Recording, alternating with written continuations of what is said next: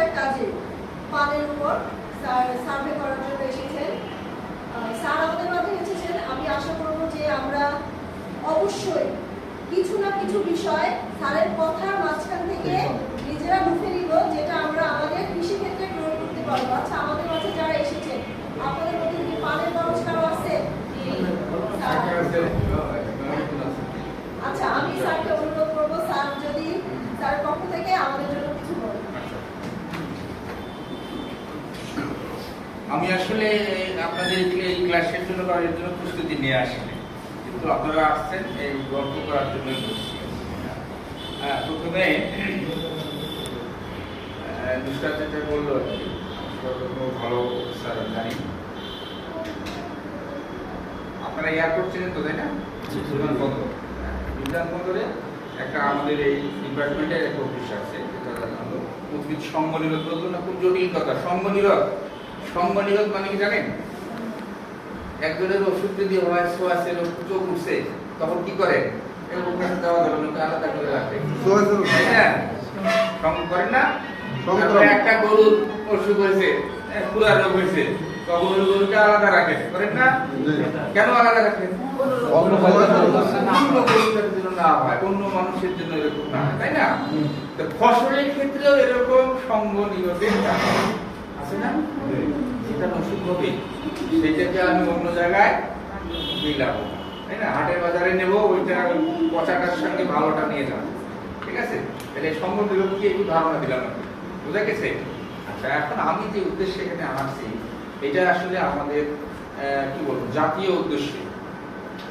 আপনার অনেকদিন থেকে আপনার বিভিন্ন জায়গা থেকে বাংলাদেশের পান যাচ্ছে বিদেশে, আপনারা জানেন অনেক ফসল যায়, তার মধ্যে পান খুব অন্যতম। কারা খায়? বাঙালিরাই খায় বেশি। এটা হলো ওই সৌদি আরব, যার বাংলাদেশের মানুষ কাজ করে না ওখানে, বিশ্ব সৌদি আরব, কুয়েত, বাহরাইন, এই সব দেশে পান যায়। তখন আমি বললাম যে এই পান আসে কোথা থেকে? আমাকে একজন বলল খুলনার দিঘলিয়া উপজেলা থেকে। আমি তখন বললাম যে না, দিঘলিয়া উপজেলায় যাব, কোন পান যায়, চাষিরা কিভাবে করে, এই সঙ্গ নিরোধের কার্যক্রম করে কিনা এটা দেখার জন্য। এখন আরেকটা গল্প আছে, মেইন গল্প, সেটা হলো কোনো এক সময় এই পান খেয়ে বিদেশিদের, যারা বিদেশে গেছে তাদের পেট খারাপ হয়ে গেছে। কারণ কি? পানের মধ্যে ছিল ব্যাকটেরিয়া, নাম হচ্ছে স্যালমোনেলা। এটা হলো ওই ডায়রিয়ার ব্যাকটেরিয়া, মানে ডায়রিয়া। আপনি কোথায় মানে জানেন? এজন্য মাথা নাড়ছেন, তাই না? স্যালমোনেলার কোনো ধারণা আছে? হ্যাঁ,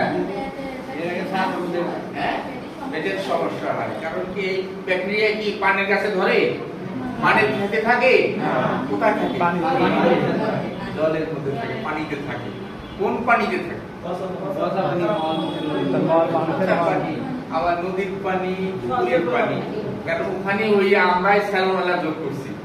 নদীর পানির সঙ্গে কানেকশন, নদীর সাথে যুক্ত আছে আমার ওই যে সোয়ারে যেটা আমার বাথরুমের লাইন দেওয়া আছে, বাংলা কথা, তাই না? এটা গিয়ে নদীতে পড়তেছে, পুকুরের পাশে পড়তেছে, ব্যাকটেরিয়া ওটার মধ্যে আছে।